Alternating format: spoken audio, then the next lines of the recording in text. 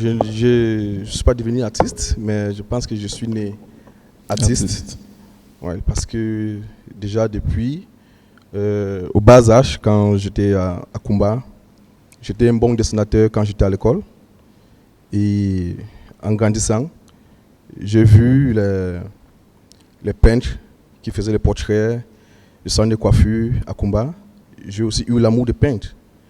Et j'ai commencé à payer les peintures émail. Ouais, j'ai commencé à griffonner les portraits aussi sur les contreplaqués.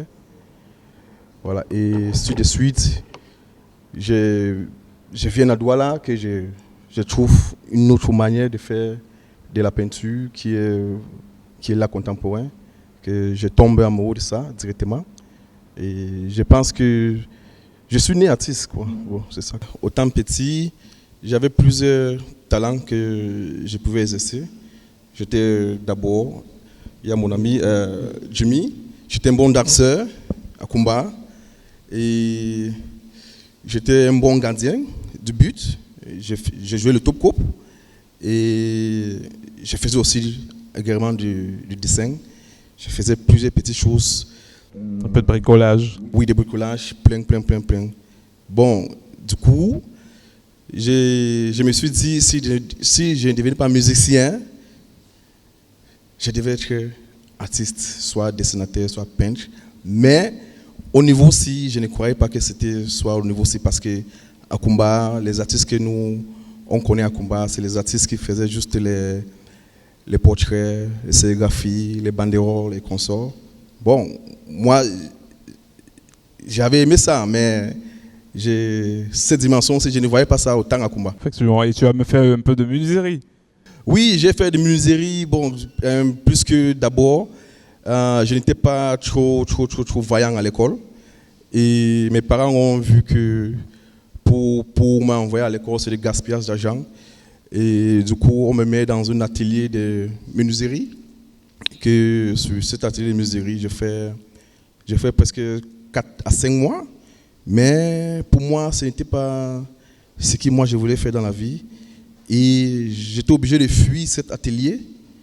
Et dès que je fuis, je prends la route directement pour Douala. Personne ne savait là où j'étais.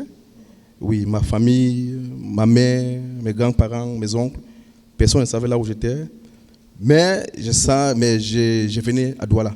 Douala, je ne connaissais pas Douala. Je suis venu à Douala quand j'étais petit. Et j'avais 7 ans. Quand j'étais petit, je suis venu juste pour 2 jours. Je suis venu rendre visite à moi et ma grand-mère chez son tout fils. Petit, ouais, effectivement. Oui. Mais évidemment, quand tu décides de venir sur Douala, c'est définitivement. Oui, c'est ça. Oui, bon, je viens définitivement à Douala, mais je ne connaissais pas là où je partais. Mais je savais que mon grand frère habitait vers l'aéroport. Et quand j'arrive à Douala, j'ai demandé que l'aéroport est où. Je commence à demander, on m'indique, je marche à pied, jusqu'à j'arrive à l'aéroport. Et à l'aéroport, maintenant, j'ai essayé à demander est-ce que vous connaissez un tailleur qui s'appelle NS. Est-ce que tu n'avais pas l'impression qu'il y avait une espèce d'appel de l'art Est-ce que c'était un peu naïf de ta part, mais oui, au fond de toi, il y avait quelque chose à faire Oui, puisque je savais qu'en venant à Douala, je pouvais m'exprimer de ce que je voulais faire. Puisque quand je rencontre mon oncle enfin, il me demande qu'est-ce que tu veux faire. Je dis que je vais faire de là. Et il m'a compris. Il m'a aidé à acheter les peintures, émail. Et devant son atelier de couture, je faisais aussi les petits dessins devant son atelier de peinture. En fait, c'est la seule personne qui m'a vraiment compris, voilà, qu'il faut laisser l'enfant faire ce qu'il veut faire. Voilà, bon, il m'a encouragé en m'achetant des peintures et des pinceaux. Et c'est tout de suite. Mais c'est comme tout ça ne que ça s'est pas passé comme prévu. Il y a eu la rue aussi à ce moment. Oui, bien sûr. Plus que en habitant avec lui, et j'ai eu des petits malentendus avec son épouse. Et je suis quitté chez lui. Et je me retrouve dans la rue. Et fait presque 3 ans dans la rue au boulevard de la Liberté. Voilà. Et autant dans la rue, je faisais toujours la peinture. Je faisais le portrait de nature morte que je vendais. Parce qu'on a lavé les véhicules, on a garé les véhicules pour avoir des 1000 francs, des 500 francs, des 500. Et j'ai pris cet argent dessus pour y travailler avec.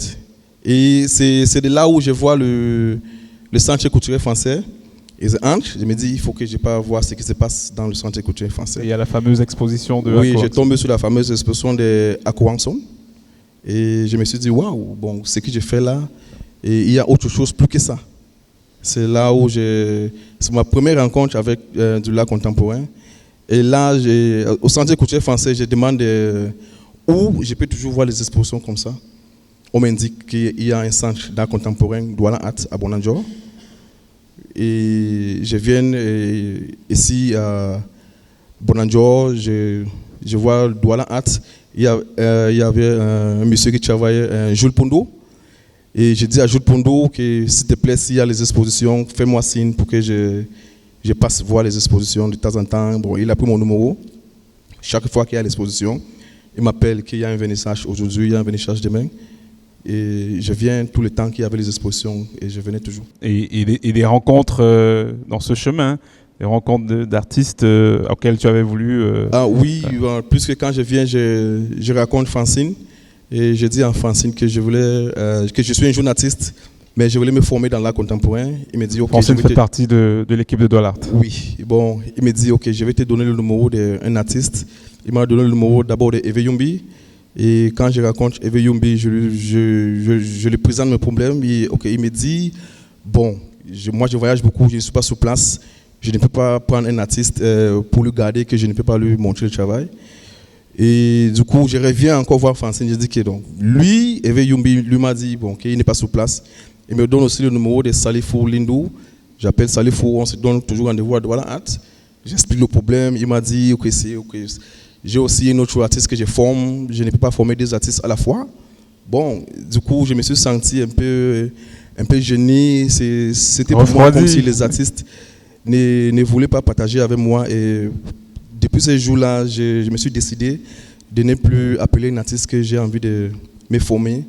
Et je me suis dit que bon, à partir de maintenant, je vais me battre seul.